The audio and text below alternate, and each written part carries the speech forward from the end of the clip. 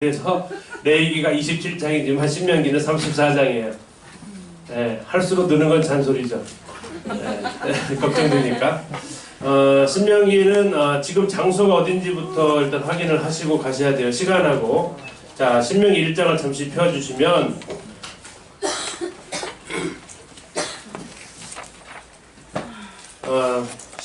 신명기 1장 3절을 보십시오. 신명기 1장 3절. 자, 시간이 나와 있습니다. 자, 몇 년입니까? 40째 해니까 40년 몇째 달? 11째 달이니까 11월 그 달 첫째 날이니까 1일. 아우 좀 쉽게 11월 40년 11월 1일 이렇게 쓰면 좋으신데 그 40째 11째 달 그 달 첫째 날. 네, 그렇죠. 40년 11월 1일 날이라는 겁니다. 아까 40년 5월 1일 날 아론이 죽었고 한 달 애곡하고 6월 달이 됐고 그리고 나서 이제 정복전쟁 하면서 모압 평지에 도착한 시점이 40년 11월 1일 모세가 돌아가실 날이 얼마 안 남았다라는 의미이기도 합니다. 그 다음에 5절을 보시면 장소가 나와 있습니다. 어디입니까? 요단 저쪽, 요단강 저쪽 모압 땅.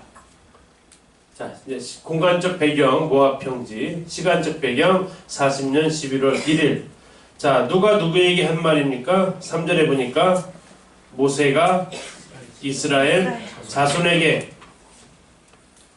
모세가 이스라엘 자손들에게, 이 자손은 어떤 자손이에요? 1세대, 2세대? 2세대. 자, 누구를 위해서?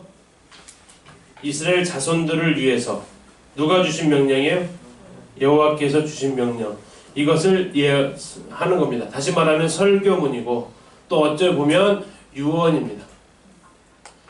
그래서 이 가나안 땅에 들어가서 어떻게 살아가야 할지에 대해서 말을 하는데, 자, 우리가 어느 이렇게 얘기를 하다 보면 제일 먼저 그 단도직입적으로 그거부터 꺼내진 않죠. 네. 보통 서론적인 얘기를 하죠. 서론적인 얘기를 무슨 얘기냐면 한번 유언한다고 한번 생각해 보십시오.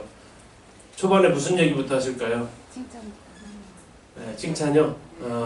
이 신명기에서는 과거를 회상부터 합니다. 우리가 이렇게 살아왔었잖아. 힘든 시간도 이렇게 했고 고비도 이렇게 넘어왔잖니. 이제 과거를 회상을 해요. 신명기에 그렇게 되어 있습니다. 과거를 회상해요. 그리고 이제 당부를 해요. 그렇죠. 이제 본론으로 들어가요. 당부를 하고 마지막으로 축복을 해줘요. 이게 신명기의 구조예요. 쉽죠? 쉽다고 생각하셔야 쉽다고요. 네. 어렵다 생각하시면 미리 지시는 거니까 뭐 표현이 어찌게 모르지만 이거 밥이라고요. 밥 하나님 주신 밥 먹으라고 주신 거. 여기 앞에서 자꾸 메뚜기 들지 마시고 하나님이 나에게 주신 거 맛있게 드시라고요. 자, 이제 이 신명기에 놀라운 것은 우리가 기억하실 것은 혹시 지금까지 창세기부터 민수기까지 읽어보시면서 하나님이 우리를 사랑한다라는 표현 혹시 보신 적 있으세요? 하나님이 이스라엘을 사랑하셨다. 그 표현 없어요. 민수기까지는 단 한 차례도 하나님 우리를 사랑했다는 게 안 나와요. 어디서 나와요?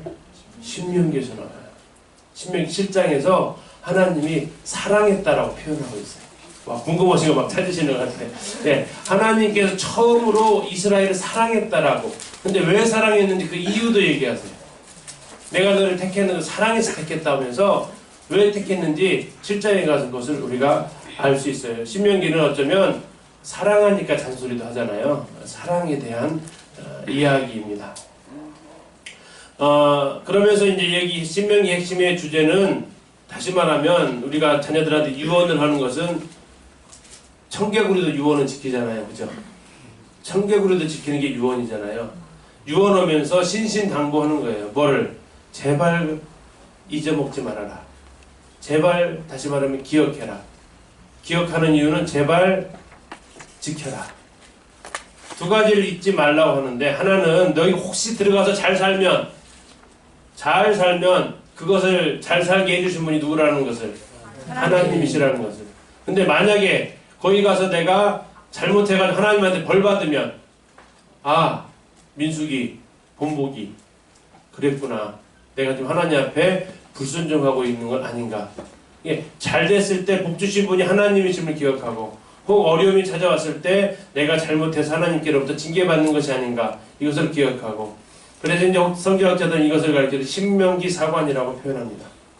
신명기 사관. 신명기 사관은 레위기와 연결되어서 순종하면 복, 불순종하면 저주. 이게 신명기 사관인데요. 이것을 바탕으로 나머지 앞으로 역사서가 다 전개가 돼요. 그래서 순종하는 그들에게 하나님 복을 주시고 불순종할 때 징계하시는 것이 계속해서 나가요. 이 모세오경이 중요한 것이 그 기준이에요. 역사서는 뭐냐면 정말로 그들이 순종했을 때 복을 받았나 그리고 정말 그들이 불순종했을 때 하나님의 심판을 받았나 에 대한 확인이에요. 실예. 시가서는 뭘까요? 순종했을 때 주신 복에 대해서 하나님 앞에 찬양하는 거예요. 다음에 불순종했을 때 받은 징계에 대해서 하나님 앞에 회개하는 거예요. 이게 쉽게 얘기하면 시가서예요. 선지서는 뭐예요 그러면? 실패했을 때 거기에 대해서 돌이키면 하나님께서 다시 재앙을 복으로 변화시켜 주신다는 게 선지서예요. 이 모세오경이 그 틀을 유지하고 있고 그 틀을 유지하고 있는 가장 기본적인 책이 레위기고 레위기에 확장되어진 책이 신명기예요. 그래서 율법서를 등사하라고 했을 때 신명기 저 뒤에 나옵니다. 모세가 이 책의 내용을 다 썼다고 했을 때 보편적으로 성경학자는 그 책은 창세기부터 신명기까지의 내용이 아니라 신명기의 책이라고 얘기를 해요. 그리고 매년 7년마다 한 번씩 신명기를 전체 백성에게 들려주라고 얘기해요. 몇 년마다요? 7년마다. 7년이면 뭐예요? 안식년. 안식년. 7년 주기로 계속 쉽게 얘기하면 통독하시라는 얘기예요. 우리는 이제 매년 하실 거잖아요. 그렇죠? 훨씬 더 수준이 있잖아요. 하시는데 통독이 중요한 게 아니라 이 말씀을 전체적으로 풀어서 해주셔야 될 필요가 있다는 얘기예요. 네, 풀어서. 적어도 7년마다 한 번 정도는. 이게 신명기에 나와 있는 모세가 마지막 뒷부분에서 하는 이야기입니다. 자, 그러면서 이제 신명기의 그 세 가지, 아까 했던 과거를 돌아보고 실제로 어떻게 할 것을 얘기해주고 앞으로 그들을 향해서 축복을 하는데 앞에서 전체 말했지만 우리도 자녀들 이렇게 공부하는 거 보면 너 이번 중간고사 성적 뻔하다. 예언이 돼요, 안 돼요? 돼요, 그죠? 예언가가 아니더라도 공부하는 모습 쭉 보면 중간고사 뻔하겠네. 예언이 돼요. 모세가 그렇다고요. 이 나중에 쭉 써놓고 쭉 얘기를 했는데 지금까지 살아온 것을 쭉 보니까 내가 있어도 이 정도였는데 내가 가면 걱정된다 라고 얘기를 하면서 제발 좀 하면서 신명기를 마무리를 져요. 그것이 이제 신명기 책인데 이게 쭉 읽으면 사건이 있을까요 없을까요? 없어요. 계속 뭐예요? 좋은 말로 하면 설교, 조금 듣기 싫은 말로 하면 잔소리. 그런데 그것은 사랑이 바탕이 된, 듣는 사람은 그렇게 느낄지 아닐지 모르겠지만 하는 쪽에서는 굉장히 사랑이 담겨져 있는. 그래서 하다 보니까 사랑이 있다 보니까 이 말 했다가 이 말 다시 하고 그런 것들을 느끼실 수 있어요. 굉장히 애틋한 마음으로 유언을 남기는, 모세에게 있어서는 유언입니다. 마지막 고별 메시지를 남기는 거죠. 이스라엘 백성들에게. 모세의 심정으로 읽으셔야 돼요. 모세의 심정으로. 내가 자녀들에게 남기는 유언처럼 읽으셔야 돼요. 나는 무슨 말을 그들을 향해서 남기고 떠날까? 그렇지 않으면 이제 이것을 이제 잔소리로밖에 여기지 않으니까요.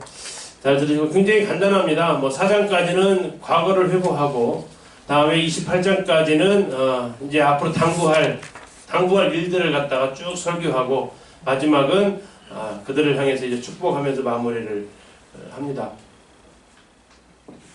자, 그럼 이제 읽으셔야죠. 자, 1장에서 먼저 3장까지 읽을 텐데요. 이것은 이제 과거를 회상하는 거예요. 과거 회상.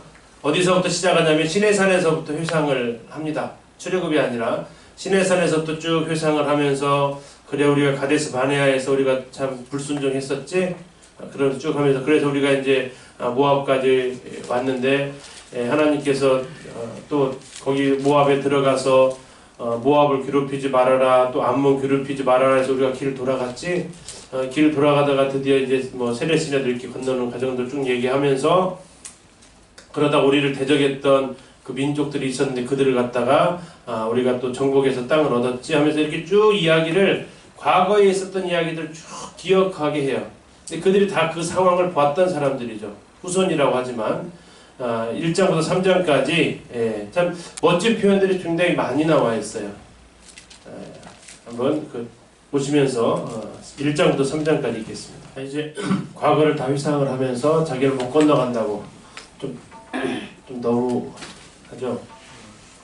그 요르단에 갔을 때 가이드가 이런 얘기를 했어요. 하나님이 그 다음 말을 하셨을 텐데 기록을 안 하셨다고. 모세야, 가나안 갈래, 천국 갈래. 수고했잖아. 이제 천국 가서 쉬어라. 하지 않으셨을까 하는 하면은 되더라고요. 아무튼 이제 모세는 못 건너가니까 더 신신당부를 할 수밖에 없는 상황이죠. 자, 그러면서 이제 얘기합니다. 제발 순종을 해라. 그리고 하나님께서 너희가 기도할 때는 하나님께 가까이 하신다. 여태까지 너희들이 눈으로 본 거 제발 잊어먹지 말아라. 그리고 무엇보다도 우상 숭배하지 말고 죽는다.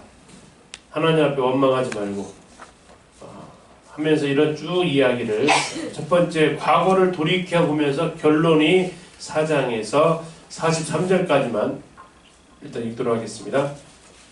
7절에 있었죠. 근데 누구 사랑했대요? 조상들을 사랑했대. 아직은 너 사랑 안 했다는 얘기는 아직 안 나와서 좀 감 나옵니다. 자, 이제 44절에서 끄는 이유가 거기 써 있는 대로예요. 모세가 이스라엘 자손에게 선포한 율법은 이러하니라 라고 나오죠. 그래서 44절부터 이제 본격적인 본론의 설교로 들어갑니다. 10계명에 대해서 다시 설명을 합니다. 레위기에 있었습니다. 출애굽기에 있었습니다. 출애굽기. 신명기는 출애굽기 플러스 레위기라고 보시면 되는데 좀 달라진 것이 안식일에 대해서 달라져요. 출애굽기에 나와 있는 안식일은 창조주를 기억하라는 안식일이었어요. 신명기에 나와 있는 안식일은 창조주와 애굽에서 너희를 구원한 구원의 주를 기억하라라는 의미입니다. 그래서 우리가 하나님을 기억할 때 두 가지를 기억합니다. 나를 지으신 분, 또 하나는 나를 구원하신 분. 우리가 안식일에 주일에 또 기억해야 될 것들이죠. 그리고 나서 이제 이스라엘 백성들에게 쉐마라고 알려진 들으라, 이스라엘에 들으라. 이들이 이제 테필린이라고 하는 그 이마와 그 팔에 차는 것이 있는데 거기에 들어가 있는 말씀이 이스라엘에 들으라 쉐마 이 말씀이 있는데요. 그들에게 제일 중요한 말씀으로 기억하고 있는 겁니다. 그러면서 그들에게 이것을 자손들에게도 가르치고 또 하나님 잊지 말라고 계속해서 이야기를 해주고 있습니다. 그러면 6장까지 4장 44절부터 6장까지 읽겠습니다. 자, 이제 7장에서 하나님께서 이스라엘 백성을 선택하셨다. 너희는 여호와의 성민이다 얘기하는데 왜 선택했느냐 그 이유를 또 말씀하고 있습니다. 그때 이유 중에 하나가 뭐라고요? 사랑해서. 그러면서 이제 부탁을 합니다. 사랑하니까 제발 좀 기억하라고. 7장, 8장, 9장을 읽으시면서 기억하라는 단어에 좀 집중을 한번 해주시면 좋겠습니다. 기억하라는 단어가 여러 번 나옵니다. 또는 잊지 말고 기억하라 이렇게 표현하기도 하고요. 7장, 8장, 9장 특히 이제 8장을 읽으실 때 예수님께서 그 40일 동안 금식하신 후에 사탄의 세 가지 시험 물리치실 때 사용하셨던 말씀이 이곳에 또 다 기록되어 있으니까 그것도 찾아보시고요. 7, 8, 9 읽겠습니다. 자, 이제 10장에 다시 그렇게 하면서 이제 너희들에게 가지고 있는 이 율법이 지금 언약궤에 보관되어 있다는 것을 상기시켜주고 여기에 말씀대로 순종할 것을 그리고 11장에 가서 가나안 땅에 들어가면 곧바로 어디로 가야 돼요? 세겜으로 가서 그리심산과 에발산에다가 순종과 불순종을 선포하라고 그 말씀이 토요일에 말씀드렸던 그 에발산의 번제 제단이 이제 설명이 되어져 있습니다. 10장 11장 있겠습니다. 10장 네, 여기까지를 이렇게 비유를 좀 하자면 이제 혼인 서약이 이루어진 거라고 이렇게 생각을 하셔도 좋을 것 같아요. 그리고 마지막 혼인 서약의 말씀이 이제 에발산 그리심산에 있는 것처럼 성경에서 하나님과 우리 사이를 이렇게 신랑과 신부 특히 호세아서에 그렇게 많이 비유를 하고 있죠. 그래서 이제 혼인서약이 성립이 되고 결혼식이 끝나면 그 다음부터 하나님과의 생활이 되어져야 되죠. 그래서 이제 12장부터 16장까지가 흔히 말하는 이제 신앙생활과 관련되어 있는, 신앙생활에서 제일 먼저 나타나는 것이 예배죠. 예배. 하나님 앞에 예배할 때 어떻게 예배해야 되는지. 예배의 반대말은 숭배, 우상숭배. 우상숭배는 해서는 안 되는. 결혼한 사람이 제일 조심해야 될 죄가 뭐예요? 바람 피는 거. 우상숭배가 뭐예요? 바람 피는 거예요. 혼인서약에서 제일 10계명에서 1계명이 뭐예요? 너는 나 위에 다른 신을 내게 두지 마라.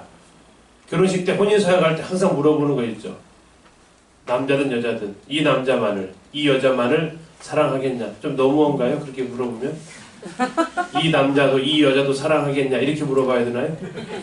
그렇게 물으면 안 되잖아요. 10계명 1, 2, 3계명이 과한 계명이 아니라고요. 누구든 혼인서약에서 그렇게 물어보면 황당하다고 할 거 아니에요. 이 남자만 사랑해야만, 이 여자만 사랑해야만 둘이 결혼할 수 있잖아요. 10계명의 1계명이 그거예요. 너는 나 위에 다른 사람 두지 말아라. 너무한 거예요? 당연한 거예요? 당연한 거예요. 자, 그러면서 이제 그러니까 우상 숭배하지 말라. 딴 남자 눈길 주지 말라는 얘기. 딴 여자한테 눈길 주지 말라는 것처럼 이건 우리에게 있어도 굉장히 우리 사이에서도 당연한 건데 하나님에게도 마찬가지죠. 나만 바라봐 이거죠. 딴 데 눈길 주지 마. 그러면서 이제 사랑하니까 밥도 차려줘야겠죠. 정결한 음식. 다음에 또 월급 받아줘야겠죠. 11조. 부부생활 시작을 합니다. 하나님과의 허니문 12장부터 14장까지 일단 뵙겠습니다. 이제 15장에서는 다시 안식년에 대한 규례 레위기에서 했었죠. 이것은 특별히 이제 가난한 사람들을 위한 배려인데요. 공평하다는 것이 뭐라고 생각해요? 공평하다. 산과 골짜기가 있으면 공평한가요? 아니면 평야가 공평한가요? 예? 어떤 게 공평한 거예요? 산과 골짜기가 있어서 평균을 내는 게 공평해요? 아니면 다 들판 있는 게 공평해요? 애매한가요? 하나님이 생각하시는 공평함은 산과 골짜기가 있는 공평함이에요. 물이 흐르게 하는 공평함이에요. 우리는 전부 다 소득이 다 똑같았으면 공평하다고 생각을 하는데 하나님은 가난한 자를 두시겠대요. 뭐 하려고요? 물이 흘러가게 하려고요. 그래야 산대요. 그게 이 땅에 가난한 자들이 존재하는 이유래요. 그러면서 그들을 향해서 손을 펴라고 하십니다. 그리고 이제 처음 난 것은 하나님께 드리라고 그러고 또 결혼하면 지켜야 될 거 있죠? 생일날, 결혼기념일날 지키듯이 하나님 앞에서 지켜야 될 절기 세 가지는 꼭 지켜라. 그래서 하나님과의 언약관계에 들어간 우리가 하나님과의 관계에서 지켜야 될 것들이 이제 16장까지 그러니까 이제 12장부터 16장까지를 의식법, 다시 말하면 결혼생활 이렇게 비유를 해보게 됩니다. 앞에는 계명 10계명에서 이제 결혼 서약하는 장면이라면 이제는 결혼생활에 관련된 법이 12장이 16장까지인데 15, 16 읽겠습니다. 15장. 네, 16장 18절부터 20장 아니 그 뒤에까지 26장까지는 기타 법들 우리도 사회생활 하면서 굉장히 많은 법들 있죠. 그것처럼 굉장히 여러 가지 다양한 사례에 해당되는 가나안 땅에 들어가서 일어날 수 있는 경우의 수에 따라서 거기에 지켜야 될 것들에 대해서 쭉 이야기를 하고 계십니다. 자, 그럼 16장 18절부터 인도자 세우는 것부터 시작을 하는데요. 20장까지 읽겠습니다. 참 자세한 법이 설명이 되어져 있죠. 21장에서는 이제 살인죄가 일어났을 때 어떻게 처리할 거냐, 다음에 전쟁에서 여자 포로는 어떻게 대우할 거고, 아들을 낳았는데 별로 안 사랑하는 여자에게서 아내에게서 큰아들이 났을 때 장자권을 줄 거냐 말 거냐, 다음에 자식이 부모한테 대들면 어떻게 할 거냐, 부모님들이 좋아하는 말씀이 써 있습니다. 다음에 예수님을 가리키는 말씀이 21장 23절에 나무에 달린 자는 하나님께 저주를 받았습니다. 갈라디아서에 나와 있는 이 말씀이 여기에서 인용이 된 말씀이고요. 뭐 잃어버린 것은 어떻게 할 거냐, 또 서로 옷을 바꿔 입는 것에 대한 책임, 또 난간을 만들어야 되고, 순결에 관한 이런 법령들, 참 세세하게 섬세하게 가나안 땅에 들어가서 일어날 수 있는 모든 일들이 다 이렇게 기록을 해주고 계십니다. 21장, 22장 읽겠습니다. 자, 23장부터는 그 청유에 들어오지 못하는 암몬, 모압, 에돔 사람들, 또 참 성경 읽으면 재미있었던 거죠. 화장실법도 있어요. 대변을 어떻게 처리할 거냐에 대한 법. 다음에 종이 도망 왔으면 이것은 좀 주인한테 돌려주지 말래요. 오죽했으면 도망갔겠냐라는 것 같아요. 다음에 헌금으로 받을 수 없는 돈도 있습니다. 다음에 형제들한테는 이자를 받지 말 것, 이혼하면 이혼 증서 써줄 것. 다음에 그 과부나 고아나 나그네, 사회적 약자들이죠. 그들을 위한 것들. 또 매를 때릴 때는 몇 대 미만들의 40대까지만 때리고 그 이상을 때리지 말라고 하는데 유대인들은 몇 대까지 때려야 돼요? 40에 하나 가만히 있어요. 그럼 몇 대예요? 왜 40대 때릴 수 있는데 39대 때렸을까요? 혹시라도 한 대 더 때릴까봐 세다가 까먹었을까봐. 유대인들은요, 율법을 지키면요, 이 율법에 저촉할까봐 율법을 울타리를 쳐요. 네, 그래서 아예 저촉이 안 되게. 그래서 40에 하나 가만말을 맞았다고 성경에 나와요. 근데 좀 더 가면요, 그 울타리를 또 범할까봐 또 울타리를 또 쳐요. 그러면서 안식일 날 별의별 법들이 막 생겨나요. 뭐 하려고요? 안식일 안 범하려고. 안식일에서 울타리 치고 울타리를 보호해서 또 울타리 치고, 그러니까 막 지키지 못할 것들은 막 부과를 하는 이러한 일들. 대통령이 재채기하면 밑에 있는 군수는 몸살 감기를 앓게 되는 거죠. 이처럼 이런 것들이 이제 굉장히 자세하게 기록이 되어져 있습니다. 참 섬세하신 하나님이세요. 23장 고안이 자, 26장에서 이제 마지막으로 11조에 대한 첫 수학에 대한 것을 얘기하시면서 결론은 뭐예요? 순종해라. 첫 번째 설교의 결론도 순종해라. 두 번째 설교의 결론도 순종해라. 왜? 순종하면 복이지만 불순종하면 저주를 받는다. 에발산에 가서 12가지 저주받는 내용이 오솔기시 27장에 나와 있고, 순종과 불순종에 대한 이 내용은 레위기서 26장에 나와 있는 것과 동일하게 반복되어지고 있습니다. 26장부터 28장까지 읽겠습니다. 예, 이렇게 참 무섭죠. 불순종에 대한 저주가. 29장 1절이 이제 여기까지 1절까지 해서 이 내용이 마치게 되고요. 2절부터는 이스라엘을 소집해서 이렇게 이 상황인데 어떻게 할 거냐라고 촉구하죠. 어떻게 하라? 순종해라. 이 계명의 대상이 누구냐? 14절, 29장 14절을 잠깐 보시면, 내가 이 언약과 맹세를 너희에게만 세우는 것이 아니다. 지금 듣는 사람뿐만 아니라 누구에게 해당되냐? 15절, 오늘 우리 하나님 여호와 앞에서 우리와 함께 여기 서 있는 자와 오늘 우리와 함께 여기 있지 아니한 자, 누굴까요? 그들의 후손이죠. 이 율법의 대상이 듣는 사람뿐만 아니라 그 이후에 있는 후손까지도 이것이 영향을 줄 거다라고 얘기하십니다. 그런데 만약에 지금 저주를 이렇게 했는데 저주대로 그들이 다른 나라에 팔려갔어요. 그럼 어떻게 해주느냐? 그것이 30장에 이제 해결 방법을 제시를 해주세요. 30장이 뭐라고 했냐면, 내가 내게 진술한 모든 복과 저주가 너에게 임함으로 네가 네 하나님 여호와로부터 쫓겨간 모든 나라 가운데서 이 일이 마음에서 기억이 나거든. 우리가 쫓겨간 것이 우리가 지금 불순종이기 때문이다. 그럼 너희는 뭐 하라고 했어요? 2절에 너와 네 자손이 여호와 하나님께로 돌아와라. 돌아와라. 다시 말하면 회개해라. 회개하면 회복시켜주겠다. 그리고 이 말씀은 생사화복을 주장한다. 30장 19절에 나와 있습니다. 생명과 사망과 복과 저주가 내 앞에 두었다. 20절 내 하나님 여호와를 사랑하고 그의 말씀을 청종하라 라고 마지막 촉구합니다. 29장 30장 읽겠습니다. 네, 이제 31장 에서 이제 마무리를 합니다. 마무리. 31장에 보면 자기 나이를 얘기하고 나는 그런데 들어갈 수 없다. 그래서 이제 여호수아를 임명해서 여호수아 너희들 데리고 들어갈 거다. 그러면서 부탁을 합니다. 이 말씀을 10절을 보세요. 9절 31장 9절 또 모세가 이 율법을 써서 여호와의 언약궤를 매는 레위 자손 제사장들과 이스라엘 모든 장로에게 주고 모세가 그들에게 명령하여 이르기를 매 7년 끝에 곧 면제년의 초막절에 온 이스라엘이 내 하나님 여호와 그가 택하신 곳에 모일 때에 이 율법을 낭독하여 온 이스라엘에게 듣게 해라.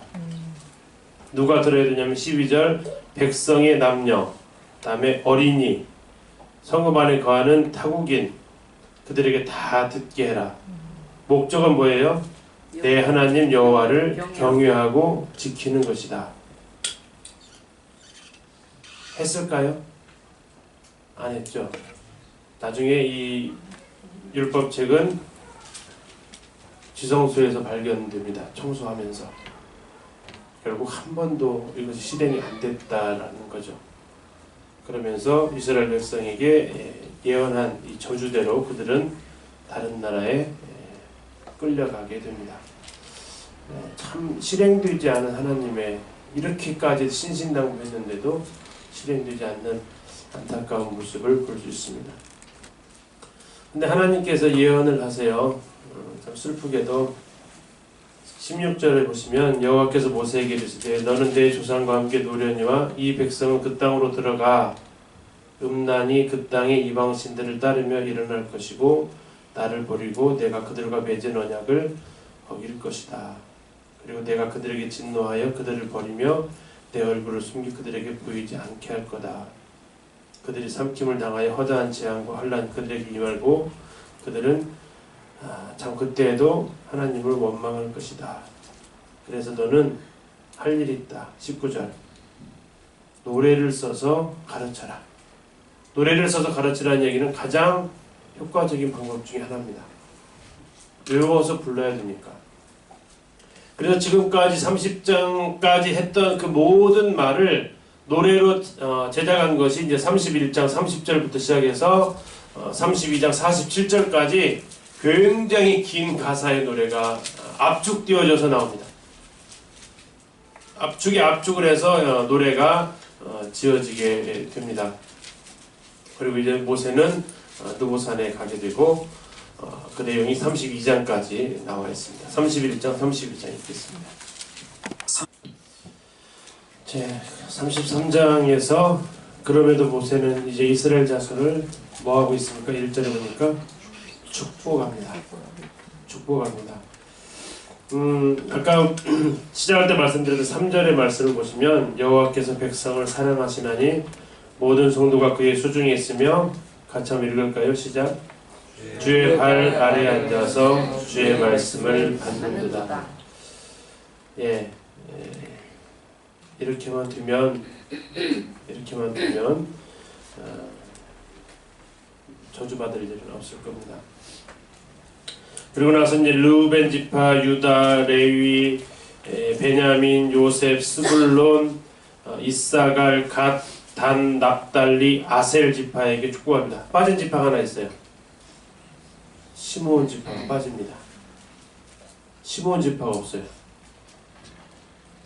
결정적 실수를 세겜에서 한번 했던, 그래서 창세기에서 야곱으로부터 저주받죠.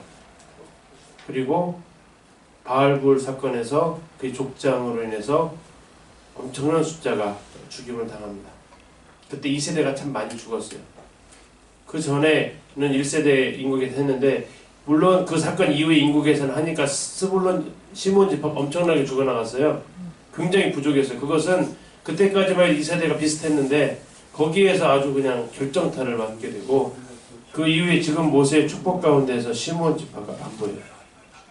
나중에 이제 이 성경 이후에도 그런 일들이 나오긴 합니다. 그리고 나서 이제 34장에서 모세가 죽은 산이 나오는데요. 느보산에서 죽음을 당하게 됩니다. 그러나 그의 늙어서 죽었다고 하지 않습니다. 들어갈 수 없었기 때문에 죽었고요.